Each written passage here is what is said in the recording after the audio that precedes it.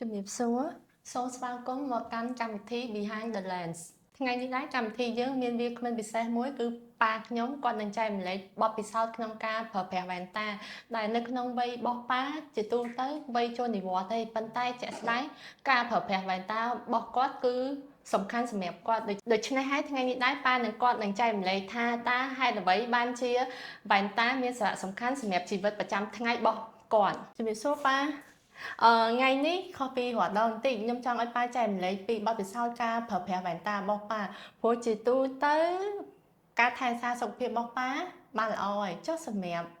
ការថែរក្សាសុខភាពភ្នែកវិញតើប៉ាថែរក្សាបែបម៉េចដែរជាបឋមខ្ញុំសូមជម្រាបលោកអ្នកឲ្យបានជ្រាបថាខ្ញុំបានពាក់វ៉ែនតានេះអស់រយៈកាល16ឆ្នាំហើយគឺមានន័យថាខ្ញុំចាប់ផ្ដើមពាក់វ៉ែនតានៅឆ្នាំ2010វ៉ែនតាគឺជាកត្តាជោគជ័យនៃការងាររបស់ខ្ញុំសូមជម្រាបជូនលោកអ្នកថានៅពេលដែលយើងមើលមិនច្បាស់ដែលយើងប្រឹងសម្លឹងវាធ្វើឲ្យយើងមានកង្វល់មានអារម្មណ៍មិនស្រស់ថ្លាយើងធ្វើអ្វីក៏មិនជោគជ័យដែរហើយដូច្នេះហើយទើបខ្ញុំសម្រេចចិត្តកាត់វ៉ែនតាដើម្បីពាក់ងាយនឹងមើលកាលណាយើងមើលឃើញច្បាស់ផ្លាត់គំនិតបញ្ញាស្មារតីយើងក៏ភ្លឺស្វាងភ្លឺថ្លាហើយជាលទ្ធផលក្នុងរយៈពេលខ្ញុំនៅក្នុងមុខតំណែងខ្ញុំបានធ្វើការងារដោយជោគជ័យល្អស្ទើរតែឥតខ្ចោះនេះគឺដោយសារវ៉ែនតាទី2ខ្ញុំអាចជម្រាបលោកអ្នកបានថាខ្ញុំហាត់ប្រាណរៀងរាល់ថ្ងៃមានន័យថាខ្ញុំហាត់ប្រាណខាងផ្នែករាងកាយសុខភាពរាងកាយខ្ញុំគឺអាចទទួលយកបានគឺមិនមានបញ្ហាប៉ុន្តែសូមកុំភ្លេចថាខួរក្បាលយើងក៏ត្រូវការហាត់ប្រាណដែរការហាត់ប្រាណខួរក្បាលគឺយើងអាចធ្វើឡើងដោយការទី1អានសៀវភៅឬក៏អានជាអត្ថបទផ្សេងដែលមានសារៈប្រយោជន៍ទី2គឺការសរសេរការអាននិងការសរសេរគឺជាលំហាត់ផ្នែកខួរក្បាលមួយសម្រាប់សុខភាពបញ្ញាស្មារតីប្រសិនបើលោកអ្នកមិនអានមិនសរសេរមិនយូរប្រមាណក្នុងមជ្ឈមអ្វីលោកអ្នកនឹងកើតជំងឺមួយគឺជំងឺភ្លេចភ្លាំងនេះគឺជាដំបូន្មានដ៏ល្អរបស់លោកវិជ្ជបណ្ឌិតដែលបានផ្ដល់ចំពោះរូបខ្ញុំតែកូនមានឆ្ងល់អីទៀតចាបាទអញ្ចឹងចាបាទតើប៉ាចាប់ផ្ដើមពាក់វ៉ែនតាដោយសារកត្តាអីឬក៏មូលហេតុអីដែលប៉ាពាក់វ៉ែនតាមកជាង10ឆ្នាំហ្នឹងហើយកត្តាដូចជាខ្ញុំបានជម្រាបលោកអ្នកមានន័យថានៅក្នុងមុខតំណែងខ្ញុំត្រូវធ្វើការងារច្រើនណាស់ខ្ញុំសូមជម្រាបថាក្នុងអង្គភាពរបស់ខ្ញុំធ្វើការងារប្រហែលជា70%ព្រោះខ្ញុំគឺជាសេនាធិការរបស់លោកប្រធានអង្គភាពដូច្នេះខ្ញុំត្រូវអានខ្ញុំត្រូវសរសេរជាទី1ដូចជារបាយការណ៍ឬក៏សេចក្តីរាយការណ៍របស់អង្គភាពគ្រប់ប្រភេទដូច្នេះការអានការសរសេរត្រូវតម្រូវឲ្យខ្ញុំមានភ្នែកមួយដែលអាចអានច្បាស់កាលណាបើខ្ញុំអានអក្សរមិនច្បាស់ខ្ញុំពិបាកនឹងវិភាគសង្យោគយកគំនិតមកសរសេរជាសេចក្តីរាយការណ៍ណាកត្តានេះហើយតម្រូវឲ្យខ្ញុំត្រូវមានវ៉ែនតាពាក់ដើម្បីជួយការងាររបស់ខ្ញុំចាថាពេលដែលប៉ាកំពុងធ្វើការប៉ាពាក់វ៉ែនតាដើម្បីធ្វើម៉េចការងារឲ្យយើងមានប្រសិទ្ធភាពជាងមុនចុះឥឡូវប៉ាចូលនិវត្តន៍ហើយប៉ុន្តែក៏នៅតែឃើញប៉ាពាក់វ៉ែនតាដដែលជាការពិតក្រៅពីជីវិតចូលនិវត្តន៍ជីវិតយើងត្រូវតែរស់នៅដោយស្រស់ផូរផង់កត្តាមួយមានន័យថាយើងត្រូវមើលថែទាំក្រុមគ្រួសារយើងដូច្នេះហើយទើបមានពាក្យមួយគេនិយាយថាសូមស្រឡាញ់វត្ថុជាទីស្រឡាញ់ឲ្យស្មើនឹងកាយភ្នែករបស់ខ្លួនប្រយោគនេះមានន័យថាកាយភ្នែករបស់យើងសំខាន់ណាស់តែតម្រូវឲ្យយើងធ្វើការថែរក្សាតម្រូវឲ្យយើងការពារតម្រូវឲ្យយើងយកចិត្តទុកដាក់សុខភាពភ្នែកលោកអ្នកគិតសាកលោកមើលប្រសិនបើយើងមើលមិនឃើញអ្វីក៏អត់ន័យដែរទាំងទ្រព្យសម្បត្តិទាំងអ្វីដែលយើងមានសំខាន់បំផុតគឺយើងមិនអាចមើលឃើញសុភមង្គលរបស់ក្រុមគ្រួសារយើងចាសរុបមកវ៉ែនតាមិនថាទោះបីយើងកំពុងបំពេញការងារក៏ជីវិតប្រចាំថ្ងៃរបស់យើងឯងគឺសំខាន់ដោយសារ បើសិនជាយើងមើលអត់ច្បាស់ដូចប៉ាបានរៀបរាប់ខាងលើហ្នឹងគឺធ្វើឲ្យអាការរស់នៅប្រចាំថ្ងៃយើងគឺវាមិនសូវល្អវាអាចនឹងជួបផលលំបាកផ្សេងៗ មានន័យថាយើងរស់នៅដោយនិយាយថាមិនសប្បាយចិត្ត ចា កូនត្រូវយល់ថាវ៉ែនតាពេលខ្លះមិនមែនគ្រាន់តែជួយធ្វើឲ្យយើងមើលឃើញទេវ៉ែនតានៅពេលខ្លះគឺជាគ្រឿងអលង្ការដ៏ចាំបាច់សម្រាប់យើង ចា ដូចតួរូបកូនដូចនេះនៅពេលដែលកូនដាក់វ៉ែនតាបានជួយលើកសម្រាប់របស់កូនដូច្នេះនេះគឺជាផលប្រយោជន៍មួយ ចា កូនសាកគិតមើលមនុស្សខ្លះអត់មានវ៉ែនតារូបរាងផ្សេងពាក់វ៉ែនតាសម្រាប់លើកឡើងផ្សេង ចា ទី2វ៉ែនតាតំណាងឲ្យភាពចាស់ទុំកតេមនិត ចា កូនពិចារណាឲ្យសង្កេតមើលបណ្ដាថ្នាក់ដឹកនាំ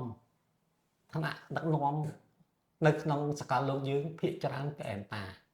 ចា ហើយដែលអាចឲ្យយើងគិតថាអិសរាជជនទាំងអស់នោះពិតជាទីគោរពពិតមែន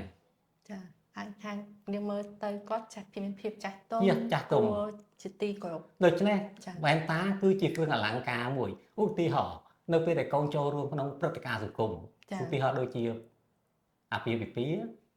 បន្ទានឬក៏ព្រឹត្តិការណ៍ផ្សេងៗគេនឹងចាប់អារម្មណ៍កូននៅលើវ៉ែនតារបស់កូន ចា មានន័យថាយីវ៉ែនតានោះពាក់សមយីវ៉ែនតានេះពាក់ទៅស្អាតម៉ាអីកាត់នៅទីណាកញ្ចក់អីជួយប្រាប់ខ្ញុំពាក់ទៅស្រួលទេ ចា នេះគឺជាការតាក់ទងក្នុងសង្គមមួយដែលមិនអាចកាត់ផ្ដាច់បានហើយនេះក៏ជាចំណុចចាប់ផ្ដើមនៃការប្រាស្រ័យតាក់ទងគ្នាតែភាសាអង់គ្លេសថា communication ចាបើនិយាយជាទូទៅមួយទៀតនៅពេលដែលយើងនិយាយគ្នានិយាយជាមួយនរណាម្នាក់អ្វីដែលយើងសម្លឹងមុនគេគឺកែវភ្នែក ត្រូវ ចា នេះទើបមានភាសាអង់គ្លេសមួយគេនិយាយថា sometimes eyes talk more than tongue នៅពេលខ្លះកែវភ្នែកនិយាយច្រើនជាងអណ្ដាតមានន័យថាជួនកាលសម្លឹងមុខគ្នាក៏យល់ពីអារម្មណ៍គ្នា ចា ទី1ទី2ជួនកាលអ្នកខ្លះចង់ឆោបោកកូន យើងមើល តែកែវភ្នែករបស់គេ ចា មិនអាចក្បត់គំនិតគេបានទេមានន័យជួនកាលគេនិយាយកំអូនគេនិយាយពីការលំបាកវេទនាតែកែវភ្នែកដែលប្រុងឆោបោកកូនគឺបង្ហាញការពិត ចា ដូច្នេះគេចាំតែលើកឡើងថានៅពេលដែលយើងប្រស័យតាក់ទងសូមសម្លឹងភ្នែកគ្នា ចាចាបាទសំណួរបន្ទាប់ទៀតកូនចង់ឲ្យប៉ាបញ្ជាក់បន្ថែមដែរថាតើការពាក់វ៉ែនតាជាជាប់លាប់អញ្ចឹងពិបាកអត់ព្រោះអាចនិយាយថាមាន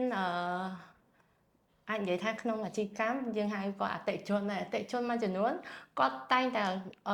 អូនត្អែថាអត់ចង់ពាក់វ៉ែនតាទាំងដែលគាត់មានបញ្ហាភ្នែកដែរគាត់មានវ័យប្រហែលប៉ាដែរតែគាត់មានអារម្មណ៍ថាគាត់អត់ចង់ពាក់តើសម្រាប់ប៉ាផ្ទាល់អាចចែករំលែកបទពិសោធន៍ឬក៏អារម្មណ៍ខ្លួនឯងគាត់ថា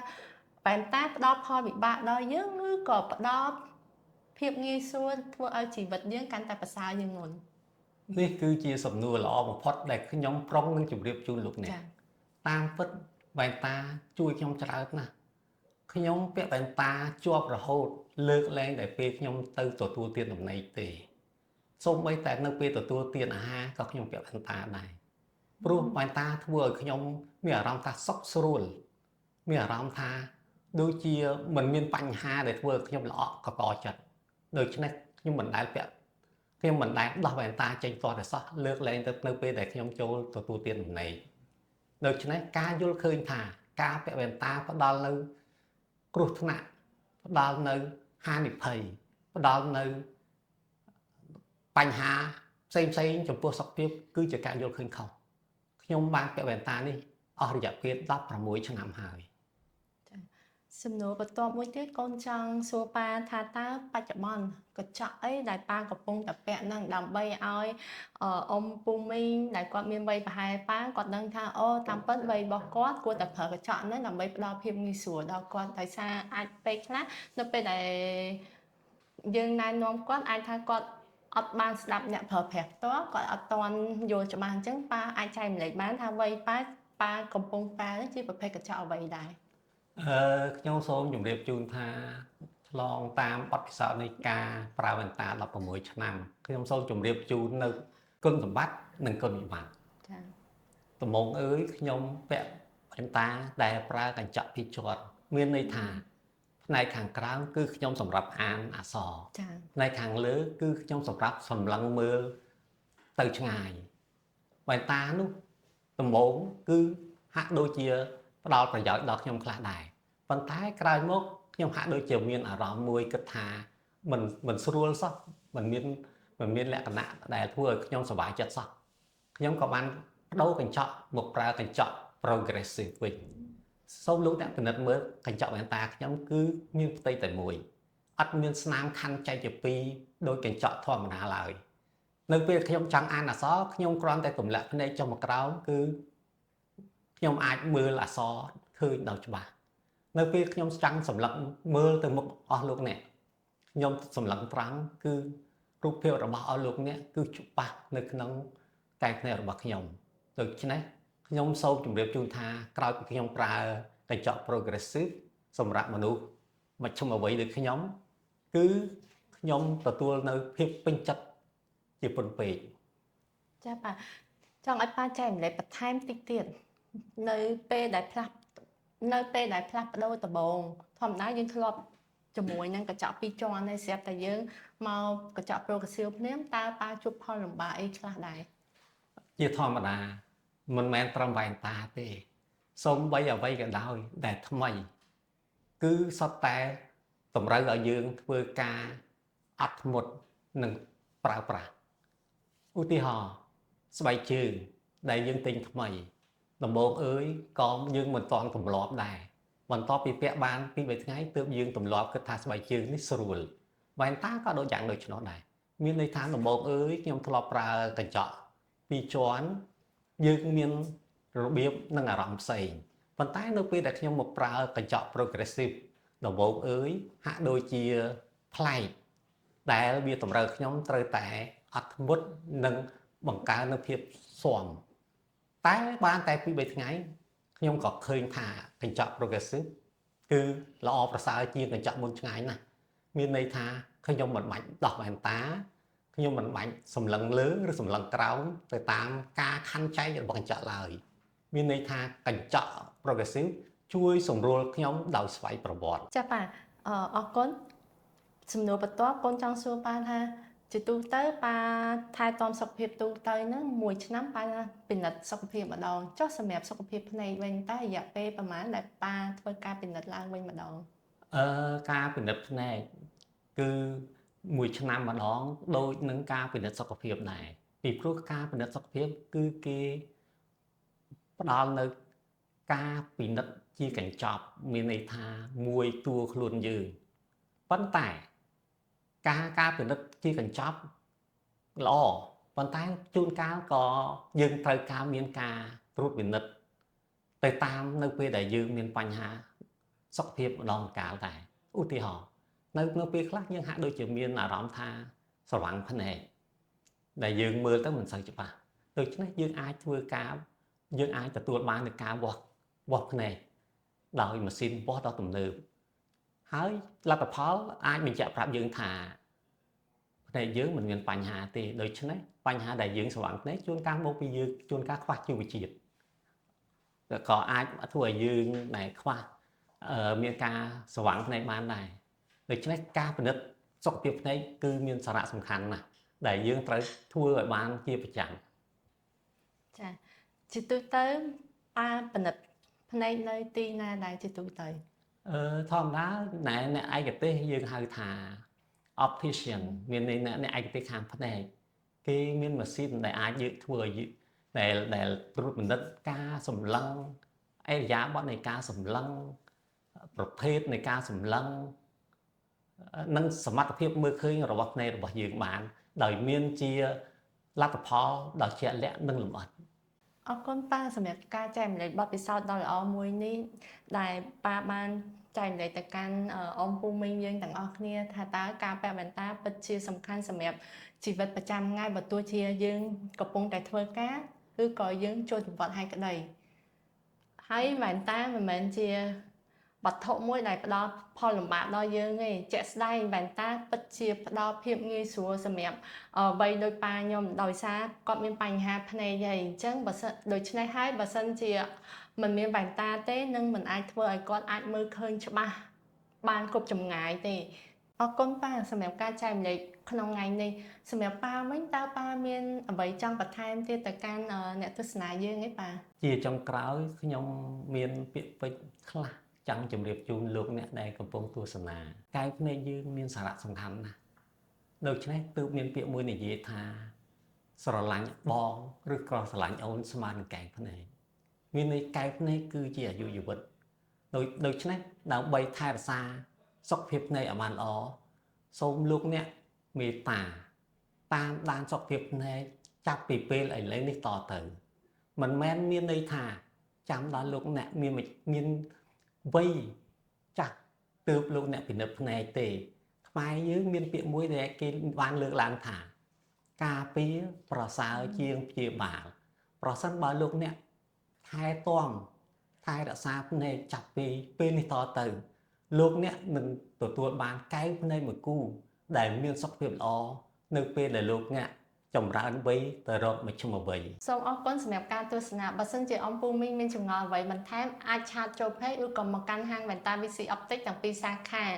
ដោយការពិភាក្សាពិនិត្យភ្នែកជាមួយអ្នកជំនាញដែលឥតគិតថ្លៃសម្រាប់ប្រធានបទផ្សេងៗដែលទាក់ទងនឹងបញ្ហាសុខភាពភ្នែកអំពូមីងអាចទស្សនាវីដេអូផ្សេងៗទៀតនៅក្នុងកម្មវិធី Behind the Lens របស់ពួកយើងនៅប្រធានបទក្រោយៗទៀតសូមអរគុណ